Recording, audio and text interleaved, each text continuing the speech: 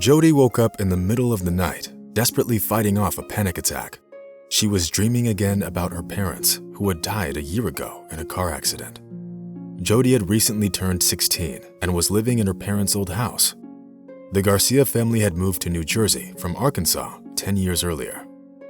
Given their small income, Jody's parents had bought an old house on the outskirts of town. The building needed repair, but the Garcia family always put it off for later, hoping that things would get better in their lives and they'd finally have some cash. Ironically, Jody's parents did not have the time to make her dreams come true and left their orphaned daughter with the only few savings they had accumulated over the years. Since Jody did not want to be appointed a guardian or placed in an orphanage, the 16-year-old girl decided to conceal the fact that she no longer had a family. Initially, she could live off her parents' savings, but then she would need to find some kind of a job. Deciding not to put it off, Jody began her search. Unfortunately, it was not so easy to find one. When she became desperate, fortune smiled at her in the form of an elderly restaurant owner, whose wallet she found on the steps of the entrance. Since Jody was well-mannered, she returned it to its rightful owner without any hesitation. "Young lady, this is the first time I've seen such honesty. You say you want a job? Well, if you're not afraid of the kitchen routine, I think I can help you," said Howard Butler, the owner of the restaurant. The girl immediately agreed when she heard such a tempting offer. Jody was accustomed to working in the kitchen since childhood, and she came to love the position of a dishwasher. So thanks to the kindness of Mr. Butler, an orphan girl got a job, which gave her a livelihood.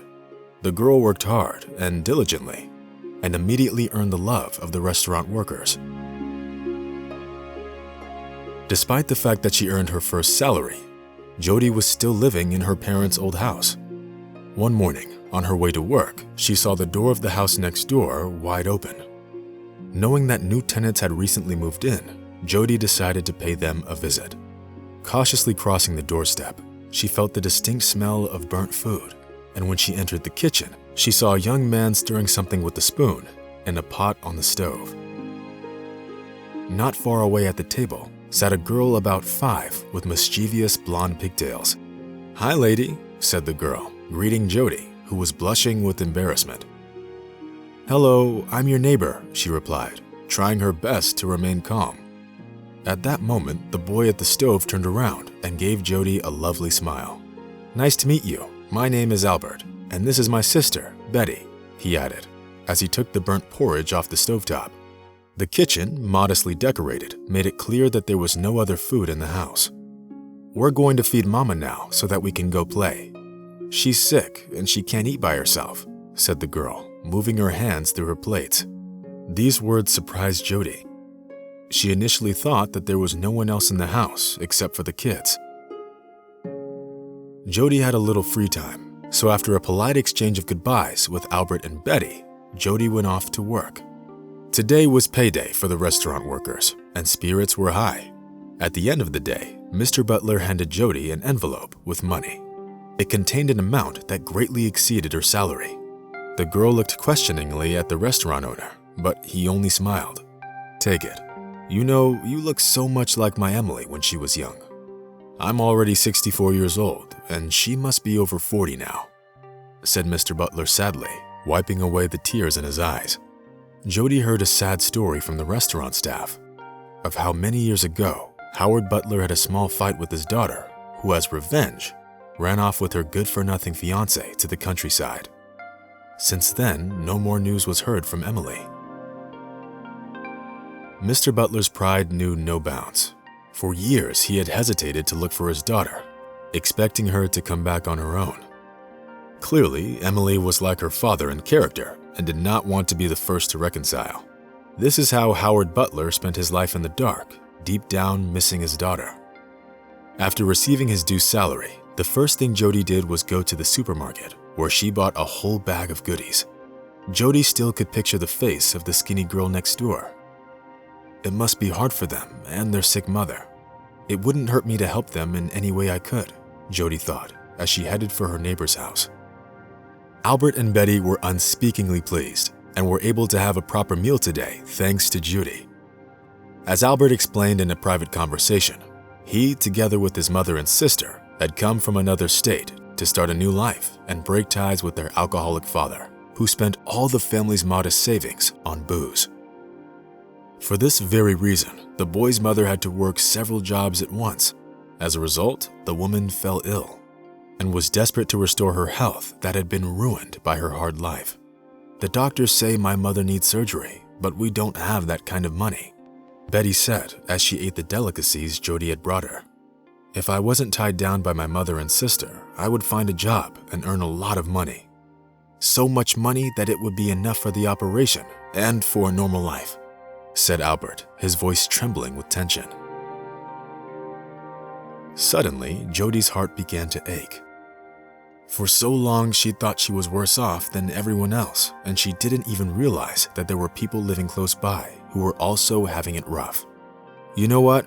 I think I can help you," said Jody, who was already hatching an interesting idea in her head. Albert looked at her hopefully, but Jody decided not to reveal her plan. The next morning, Jody went to Mr. Butler's office and with tears in her eyes, begged for a loan for Albert and Betty's mother to have an operation. The girl assured him that in order to repay the debt, she would pay half of her salary each month, including overtime and tips.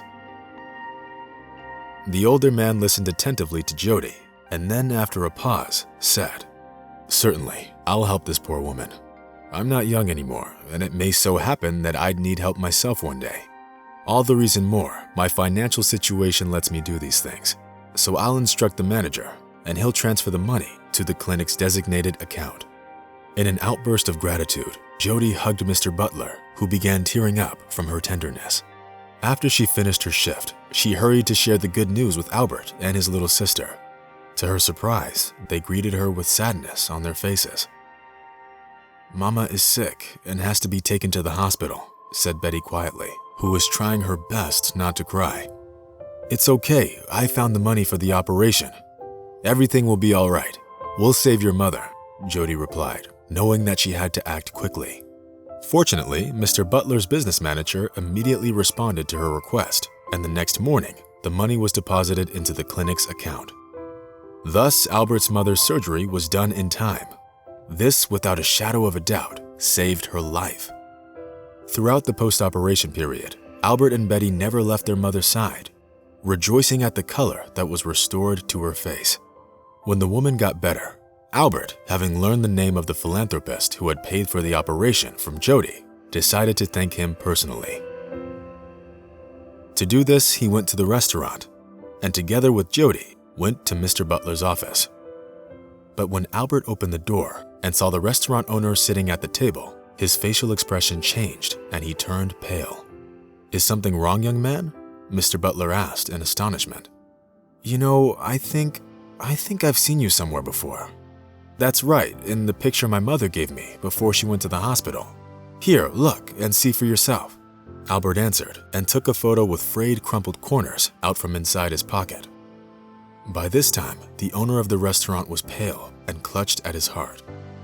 The picture depicted none other than the young Howard Butler hugging his wife on the day of their wedding. This picture had disappeared from the family's archives right before Emily had fled from her parents' home years ago. "No, these things just don't happen. That's fantastic. What's your mother's name, boy?" asked Mr. Butler when he finally got over his initial shock. "My mother's name is Emily. Why?" Albert answered, feeling that his answer could somehow change his future. Jody gasped in surprise and covered her eyes with her hands, and Mr. Butler walked over to the confused boy and put him in a tight hug. It was only when Albert learned the full story of Howard Butler's daughter that he realized that Emily and his mother were one and the same person. Finally, all the doubts were dispelled when Mr. Butler visited Emily in the hospital. "Oh my God, honey. It's been such a long time," exclaimed the old man and knelt at the head of the bed of his only daughter. Emily immediately recognized her father, and tears streamed down her face. All these years of separation, they began to ask each other for forgiveness, with Jody, Betty, and Albert standing not far away. Sometimes life is unpredictable, and Howard Butler could hardly have known that by hiring an orphan girl, he would soon find a family of his own and even have 2 grandchildren. And Jody and Albert, united by their shared recent problems, continued to see each other and after a while got married, which made Emily and Mr. Butler very happy.